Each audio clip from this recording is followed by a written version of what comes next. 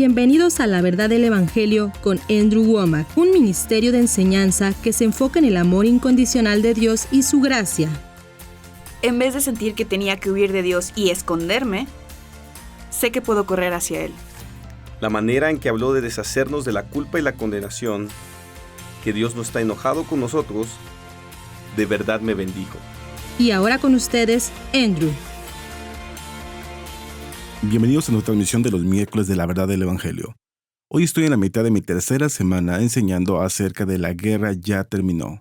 Te diré que esto es una enseñanza poderosa, y me gustaría animarte a obtener esos materiales. No solo tenemos el libro en inglés y en español, tenemos DVDs, y además tenemos guías de estudio de más de 300 hojas cada una.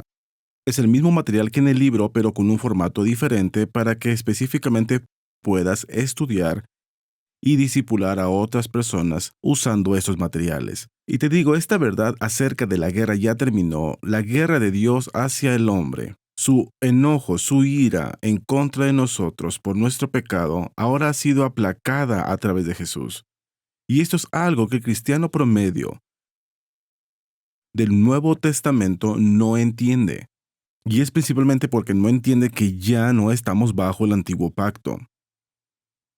La próxima semana voy a cubrir muchas escrituras y mostrarte que el antiguo pacto fue antes de que naciéramos de nuevo. Pero una vez que naces de nuevo, no estás bajo la ley del antiguo pacto. Ahora, aún hay un lugar para la ley del antiguo pacto, pero hay cosas de las que incluso un cristiano puede beneficiarse, pero el antiguo pacto no aplica directamente a un cristiano del Nuevo Testamento. Ahora, eso puede sonar a una blasfemia para algunas personas, pero eso es lo que la Biblia enseña. Y específicamente he estado enseñando del libro de Hebreos los últimos días. Déjame compartir esto de Hebreos capítulo 9, versículo 12. Y está hablando acerca de Jesús, contrastando la manera en que Él hizo las cosas con la manera en que era hecho bajo el antiguo pacto.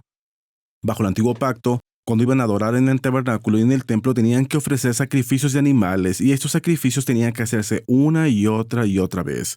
No podías pasar atrás del velo al lugar santísimo. Solo el sumo sacerdote hacía eso una vez al año. Pero la sangre fluía constantemente en el antiguo pacto. En el nuevo pacto dice en Hebreos capítulo 9 versículo 12, y no por sangre de machos cabríos ni de becerros, sino por su propia sangre entró una vez para siempre en el lugar santísimo, habiendo obtenido eterna redención.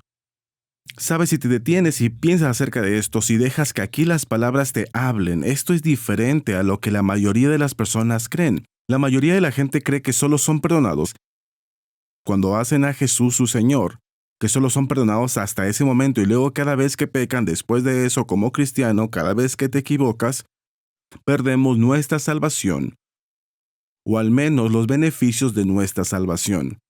Y tenemos que poner ese pecado bajo la sangre, confesarlo y seguimos tratando con los efectos del pecado. Pero esto dice que Jesús entró una vez, no múltiples veces. La mayoría de las personas cree que cada vez que tú pecas tienes que confesar ese pecado a Jesús y conseguir que Jesús te perdone y limpie y ponerlo bajo la sangre y que constantemente está perdonando tu pecado. Esto dice que Él entró en el lugar santísimo una vez y obtuvo eterna redención para nosotros. Eterna, no hasta la próxima vez que pequemos y la perdemos y entonces tenemos que nacer de nuevo. No, Él obtuvo redención eterna para nosotros y abajo en el versículo 15 dice, así que por eso es mediador de un nuevo pacto, para que interviniendo muerte para la remisión de las transgresiones que había bajo el primer pacto, los llamados reciban la promesa de la herencia eterna. Repito, esto es un concepto extraño para el cristiano promedio. El cristiano promedio no entiende su herencia eterna. Especialmente los pentecostales, ellos creen que cada vez que pecas, pierdes tu herencia, pierdes tu posición correcta con Dios y tienes que empezar de nuevo. ¿Y sabes qué creen? Que puedes perder tu salvación. Dirán que eres un reincidente y que tienes que nacer de nuevo y que tienes que regresar a una relación con Dios. Y de cierta manera te están diciendo que tienes que nacer de nuevo. Naciste de nuevo cuando aceptaste al Señor, sin embargo, cada vez que pecas la pierdes y tienes que nacer de nuevo.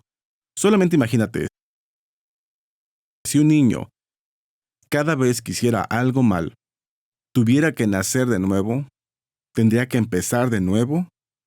Bueno, te puedo garantizar que los niños hacen cosas incorrectas todo el tiempo. Y si cada vez que hicieran algo mal tuvieran que retroceder y empezar de nuevo y nacer de nuevo, nunca crecerían y madurarían. No habría madurez, y eso es muy descriptivo de la mayoría de la vida de los cristianos. Y es porque no entienden que no pierdes tu relación correcta con Dios cuando pecas. Ahora le das una entrada a Satanás en tu vida. Hay consecuencias del pecado. No te estoy animando a pecar. Y si verdaderamente naciste de nuevo, hay muchas escrituras que hablan acerca de que tu naturaleza ha sido transformada y no quieres pecar.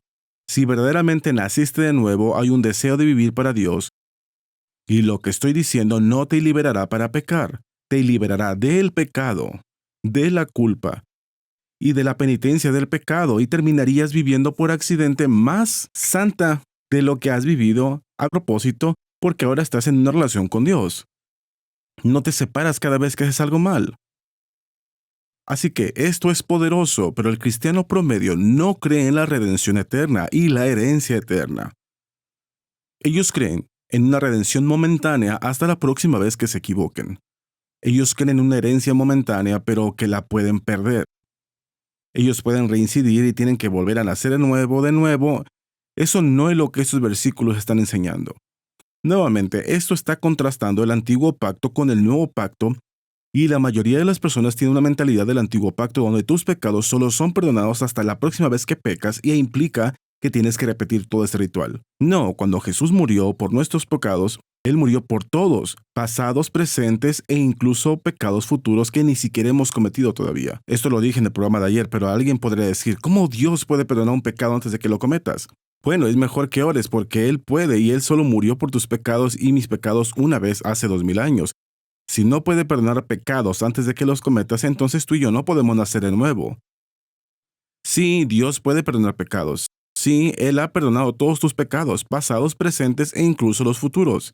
Así que en el versículo 16, esto es en Hebreos 9:16, porque donde hay testamento es necesario que intervenga muerte del testador, porque el testamento de con la muerte se confirma, pues no es válido entre tanto que el testador vive.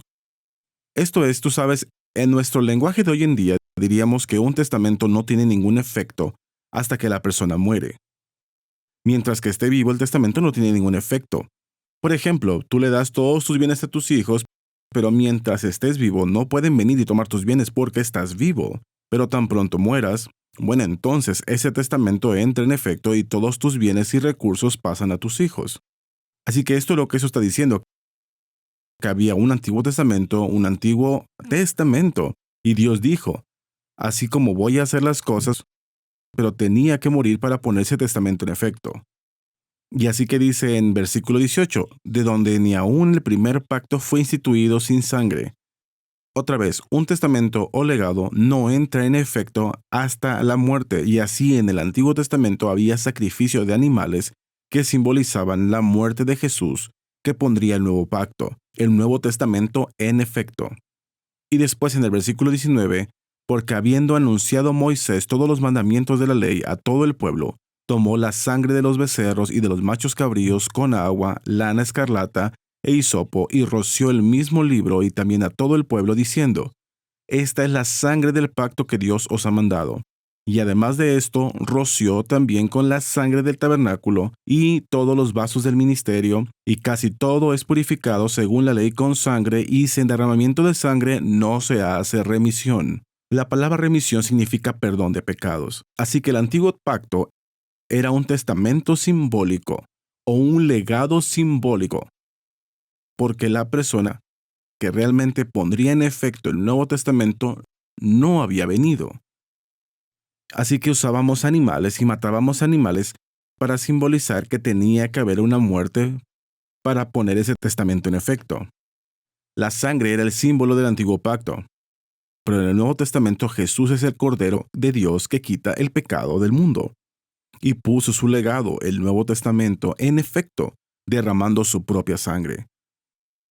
Esto es lo que está hablando. En el versículo 23 dice, fue pues necesario que las figuras de las cosas celestiales fuesen purificadas así. Eso está hablando del tabernáculo y del templo del Antiguo Testamento, y del altar y la mesa del pan de la preposición, y el altar de incienso y todas estas cosas. Esas cosas eran símbolo de las cosas de estas que ahora tenemos en realidad. Ya no solo tenemos simbolismo, es por eso que hoy en día no tenemos un templo. ¿Sabes la razón por la que los cristianos no adoran en un templo? Tenemos iglesias, pero no tenemos templos porque nosotros somos el templo del Señor y ahora todo es realidad. No es solo un simbolismo. Pero el primer tabernáculo tenía todas estas cosas y tenían que ser purificadas con la sangre de animales porque Jesús no había venido. Así que dice en el versículo 23, fue pues necesario que las figuras de las cosas celestiales fuesen purificadas así, pero las cosas celestiales mismas con mejores sacrificios que estos, porque no entró Cristo en el santuario hecho de mano, figura del verdadero. Eso está hablando acerca del templo del Antiguo Testamento, sino en el cielo mismo para presentarse ahora por nosotros ante Dios. En realidad hay un cielo, o déjame decir que hay un templo en el cielo. Y cuando Moisés estuvo en el monte por 40 días y 40 noches, él vio el templo que estaba en el cielo, y el Señor le dio instrucciones específicas para hacer el tabernáculo que él construyó. Tú sabes, fue el mismo tabernáculo que usaron abajo del monte, y con el que viajaron y lo usaron para muchas cosas. Él dijo, haz ese tabernáculo de acuerdo al patrón que viste en el monte. Él literalmente vio en el cielo y vio el templo que es una realidad, existe en el cielo, y el tabernáculo que construyó y después el templo que Salomón construyó era una réplica, una imitación del verdadero templo que existe en el cielo. Así que el templo y el tabernáculo que existieron aquí en esta tierra eran simbólicos y usaban sangre de animales para purificarlos y dedicarlos, pero el templo que está en el cielo no contiene sangre de animales, contiene la misma sangre del Señor que literalmente entró al lugar santísimo y puso su sangre en el altar y pagó por nuestros pecados pasados, presentes y futuros. Él entró una vez, es lo que dice en Hebreos 9:12. Entró una vez para siempre en el lugar santísimo, habiendo obtenido eterna redención. Dice que obtuvo una herencia eterna. El versículo 15 lo dice. No tiene que repetirse de la manera en que las cosas simbólicas tenían que rehacerse. Jesús lo hizo de una vez y por todas. De una vez por todas eres nacido, de una vez por todas eres salvo. Eres perdonado por todo pecado pasado, presente e incluso pecados futuros que no has cometido aún. Hombre, eso es algo muy bueno para ser verdad. Regresa otra vez al versículo 24, porque no entró Cristo en el santuario hecho de mano, figura del verdadero, sino en el cielo mismo para presentarse ahora por nosotros ante Dios. Y no para ofrecerse muchas veces, como entra el sumo sacerdote en el lugar santísimo cada año con sangre ajena. Mira, esto no es una comparación, es un contraste. Los sacerdotes tenían que ir y ofrecer sacrificios con frecuencia porque solo eran simbólicos, y el simbolismo tenía que mantenerse. Pero Jesús no era un elemento simbólico, Él es la realidad. Y cuando Él derramó su sangre por nuestros pecados, expió todos nuestros pecados pasados, presentes e incluso los que no hemos cometido aún. Entró una vez. Y así que en el versículo 25 dice, y no para ofrecerse muchas veces como entra el sumo sacerdote en el lugar santísimo cada año con sangre ajena. De otra manera le hubiera sido necesario padecer muchas veces desde el principio del mundo. Pero ahora, en la consumación de los siglos, se presentó una vez para siempre por el sacrificio de sí mismo, para quitar de en medio el pecado. Nuevamente es el mismo punto que he estado haciendo por 2 días. Hebreos 9:12 entró una vez para siempre en el lugar santísimo, habiendo obtenido eterna redención. Versículo 15. Entró una vez y obtuvo la herencia eterna. Y ahora en el versículo 27, de la misma manera que es establecido para los hombres que mueran solo una vez y después de esto el juicio, así también Cristo fue ofrecido una sola vez para llevar los pecados de muchos, y aparecerá por segunda vez sin relación con el pecado para salvar a los que le esperan. La gente solo muere una vez. La Biblia dice que la paga del pecado es muerte. Romanos 6:23, y la gente solo muere una vez, y de igual manera Jesús solo murió por nosotros una sola vez. Él obtuvo redención eterna para nosotros. ¿Sabes? Solamente en este capítulo hay al menos 5 o 6 diferentes versículos de los que he hablado que enfatizan la manera opuesta de cómo era hecho en el antiguo pacto donde tenías que ofrecer un sacrificio cada vez que pecabas, y después tenía que haber un sacrificio anual que cubriera todos los pecados que te faltaron. En contraste a eso, el Nuevo Testamento solo hay una vez en la que recibes el sacrificio de Jesús y te limpia de todo pecado, pasado, presente e incluso pecados futuros. Hombre, eso es radical. Hay muy pocos cristianos que entienden esto, y es por eso que la mayoría de los cristianos siguen separándose de Dios por su pecado. Siguen como Adán y Eva, corrían y se escondían de Dios. El cristiano promedio le tiene miedo a Dios, tiene miedo que aunque crean que Dios no los mandará al infierno, crean que su salvación es segura, no creen que Dios va a responder sus oraciones. No tienen confianza. Sabes, he usado esas ilustraciones muchas veces, pero he hablado de cómo vi a mi hijo resucitar de la muerte. Y hay muchos de ustedes viendo este programa que creen que los milagros pasan hoy en día. Si estuviesen en una de mis reuniones y alguien muriera y si yo dijera, yo creo que Dios puede levantarlo de entre los muertos, tú gritarías entusiasmadamente, yo también, y estarías justo ahí creyendo. Tú crees que Dios tiene el poder de levantar a una persona de entre los muertos. Pero donde te perderías cuando dijera, bueno, si tú crees, ora por él. Y de pronto tu fe se convertiría en miedo, tu emoción se convertiría en temor. ¿Qué pasó? ¿Cuál es la diferencia? ¿Dios cambió solo porque dije tú ora por él? No, ¿sabes qué está dudando la gente? Ellos no dudan de la capacidad de Dios. Dudan de la voluntad de Dios para usar su capacidad a tu favor, porque tienes una conciencia de pecado. Porque sabes que no has hecho todo bien y piensas que tu pecado te sigue separando de Dios. Piensas que la guerra continúa. Eso es de lo que se trata toda esa enseñanza. La guerra ya terminó. Dios ha firmado un tratado de paz contigo, aunque tú infrinjas los términos de condición, nunca va a estar enojado contigo. Pero mira, la mayoría de las personas creen que Dios puede hacer algo, pero pierden su confianza cuando creen que no son dignos. La verdad es que no eres digno, yo no soy digno, pero las buenas noticias es que no recibimos lo que nos merecemos. Recibimos aquello por lo que Jesús murió y puso en vigor. Está establecido para los hombres que mueran una sola vez y después de esto el juicio. Así que de igual manera Jesús pagó una vez por nuestros pecados y ahora tenemos redención eterna y herencia eterna. ¿Sabes? Esto es algo tan bueno que es difícil creer que sea cierto. Nadie más va a tratarte de esta manera. Yo creo que esta es otra razón por la cual la gente batalla para recibir estas buenas noticias de las que estoy hablando. Es porque nosotros realmente intentamos y ponemos a Dios en un plano humano.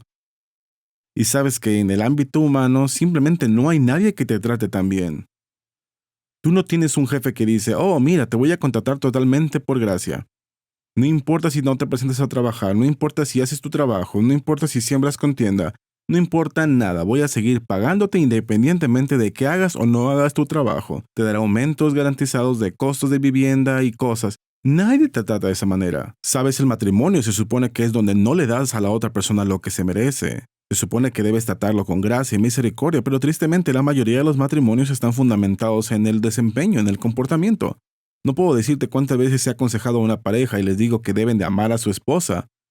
Bueno, lo haría si ella hiciera esto, pero hizo esto. ¿Y sabe lo que están diciendo? Básicamente es que, bueno, yo sé que se supone que debo amar a mi esposa de la manera en que Cristo amó a su iglesia, pero ella no se lo merece. Ella hizo esto. Y la mayoría de las personas le están dando a su pareja lo que se merecen. Nosotros simplemente no encontramos aquí este amor incondicional que Dios nos está ofreciendo. Simplemente no encontramos esto en ninguna relación humana. Y así que la gente se supone que Dios es como la gente. No, eso no es cierto. Dios nos ha ofrecido un pacto donde Él murió por nuestros pecados, pagó por nuestros pecados una vez, y Él nos ha concedido redención eterna, herencia eterna. Eso es algo tan bueno que es difícil creer que sea cierto. No puedes encontrar a nadie más que te trate de esta manera, pero así es Dios. Eso es lo que estos versículos están diciendo. En el capítulo 10, y otra vez te recuerdo que no es un autor nuevo y no es un tema nuevo. Ponemos divisiones en el capítulo y versículos para poder referenciarlos fácilmente, pero no es un concepto nuevo. Él está diciendo exactamente la misma cosa. Él está continuando y en el capítulo 10, versículo 1 dice, porque la ley, teniendo la sombra de los bienes venideros, No, la imagen misma de las cosas nunca puede, por los mismos sacrificios que se ofrecen continuamente cada año, hacer perfectos a los que se acercan. Ahora, eso es importante que lo entiendas. La ley del Antiguo Testamento era una sombra. Sabes, he usado este ejemplo antes, que si de alguna manera u otra, si tú pudieras usar esta mesa en la que estoy sentado y si hubiera una pared y subiera alto y me ocultara de tu vista, y si estuvieras aquí del otro lado no podrías verme, pero si hubiera una luz detrás de mí y pudieras ver mi sombra en el suelo, ¿sabías que si no puedes verme, una sombra es muy importante? Te podría dar información acerca de mí. Te podría decir si estoy quieto, si me estoy moviendo hacia ti o me estoy moviendo hacia el otro lado. Te podría decir si sostengo un palo grande o algo. Hay mucha información que puedes obtener de una sombra. Pero si camino a la vuelta de la esquina y pudieras verme, pensaríamos que estás loco si te agachas y abrazas a la sombra o intentas darle la mano a la sombra o hablar con la sombra. Si no puedes ver la realidad de una persona, una sombra tiene propósito. Pero una vez que la persona es visible completamente, ¿por qué tratarías con una sombra? El Antiguo Testamento dice aquí que era una sombra, imágenes, tipos de la manera en cómo Dios quería que fuera el nuevo pacto después de que Jesús viniera y pagara por nuestros pecados. Así que la ley del Antiguo Testamento tenía ciertos conceptos, pero no era una representación perfecta. Tal como una sombra. No puedes ver todos los detalles, solo te da una vaga idea. La sombra del Antiguo Testamento tenía que ofrecer sacrificios una y otra vez porque necesitaba mantenerlo enfrente de la gente y recordarles que la paga del pecado es muerte. Pero en el Nuevo Testamento la sombra se ha ido y no tenemos que ser perdonados una y otra vez cada vez que pecas. Dios trató con todo tu pecado pasado, presente y futuro. Hombre, eso es lo que esto está diciendo. Dice el versículo 1 en el capítulo 10, la Biblia de las Américas dice, pues ya que la ley tiene la sombra de los bienes futuros y no la forma misma de las cosas, nunca puede por los mismos sacrificios que ellos ofrecen continuamente año tras año, hacer perfectos a los que se acercan. De otra manera no habría cesado de ofrecerse. Ahí en medio de los versículos hay un signo de interrogación. Si los sacrificios hubieran funcionado, habrían dejado de ofrecerlos. El hecho de que ofrezcas un sacrificio una y otra vez significa que no crees que el sacrificio tuvo un efecto de limpieza para siempre. Era solo temporal. Y después la próxima vez que peques tienes que ofrecer un sacrificio nuevo. Si los sacrificios realmente hubieran funcionado, hubieran dejado de hacerlos. El hecho que ellos seguían ofreciéndolos otra vez muestra que no creían que tuviera un efecto total de limpieza. Hombre, hay un gran punto que hay que hacer aquí, pero hoy me quedé sin tiempo. Continuaré esto en mi programa de mañana. Déjame mencionar este libro, La guerra ya terminó. Hombre, esto cambiará tu vida y no solo lo tengo en inglés, lo tengo en español, tengo guías de estudio en inglés y en español y tenemos DVDs, tenemos gente esperando en nuestros teléfonos ahora mismo y tomarán tu pedido. Te invito a que obtengas estas enseñanzas. Esas son cosas que no vas a escuchar muy frecuentemente y te digo, producirán un gran beneficio en tu vida. Así que escucha a nuestro anunciador mientras te da la información y por favor llama o escribe hoy. Gracias por ver nuestro programa La Verdad del Evangelio con Andrew Wommack. Esperamos que hayas sido bendecido por la enseñanza de hoy. Andrew te ofrece hoy como regalo Buena Voluntad para con los Hombres, una introducción a La Guerra ya terminó. Esta oferta está limitada a un libro de bolsillo por familia y como descarga digital gratuita a los países fuera de los Estados Unidos. Tenemos el resumen de mi enseñanza sobre La Guerra ya terminó en este pequeño libro de bolsillo. Este es un breve resumen disponible en español y es gratis para ti. Creo que será de mucha bendición. Muchas personas piensan que Dios se relaciona con ellos según su comportamiento. Pero la verdad es que todo es por gracia por medio de la fe. Ponte en contacto con nosotros y recibe esta enseñanza gratuita sobre La Guerra ya terminó. Contáctanos hoy para recibir tu libro de bolsillo gratuito o tu descarga digital de Buena Voluntad para con los Hombres, una introducción a La Guerra ya terminó. La Guerra ya terminó también está disponible como libro, guía de estudio, USB y DVD. Puedes recibir esta enseñanza y muchos otros materiales en español visitando nuestro sitio web awmi.net/español o llamando al 719-635-1111. Si te encuentras fuera de los Estados Unidos, puedes pedir estos materiales vía WhatsApp en AWM México. Los asociados de Andrew están dando donaciones para ayudarlo a transmitir su nuevo programa en español a los hogares del habla hispana. Las enseñanzas de Andrew y los programas de televisión están siendo traducidos para hacer que llegue la palabra de Dios que cambia la vida en el idioma español. Si tú has sido bendecido por este ministerio, te pedimos que consideres convertirte en un asociado de Andrew Wommack Ministries en awmi.net/español. Gracias por tu generosidad y esperamos escuchar de ti hoy. Jesús, cuando murió, fue al cielo y derramó su sangre y puso su sangre en el propiciatorio y expió por los pecados de todo el mundo, pero ya no está haciéndolo. Él ya trató con los pecados de todos. Cuando una persona viene y nace de nuevo, Jesús no muere por ellos en ese momento. Él murió por nuestros pecados hace 2000 años, y todo lo que él tiene que hacer o una persona tiene que hacer es apropiarse de lo que Jesús ya ha hecho. Él no está haciendo un sacrificio en el cielo cada vez que una persona nace de nuevo. Fue hecho hace 2000 años. Ellos solo están recibiendo lo que ya fue hecho. Y una vez que naces de nuevo y pecas y ahora confiesas tu pecado y te alejas de él, Jesús no tiene que levantarse y hacer un sacrificio nuevo, o poner su sangre en el altar otra vez, o volver a aplicarte su sangre. Lo hizo una vez y lo hizo y ahora está sentado a la diestra del Padre. El énfasis a eso es que ya no está trabajando. Se acabó, está hecho. Sabes, si lo ves de esta manera, la mayoría de las personas creen que cada vez que un cristiano peca, tienes que confesar ese pecado, arrepentirte y ponerlo bajo la sangre. Jesús tiene que volver a aplicarte su sangre. Solo velo de esta manera. Hay millones y millones de cristianos por todo el mundo. Y la mayoría de esos cristianos pecan todos los días y le piden a Dios que los perdone cada día. Y muchos de ellos lo hacen más de una vez al día.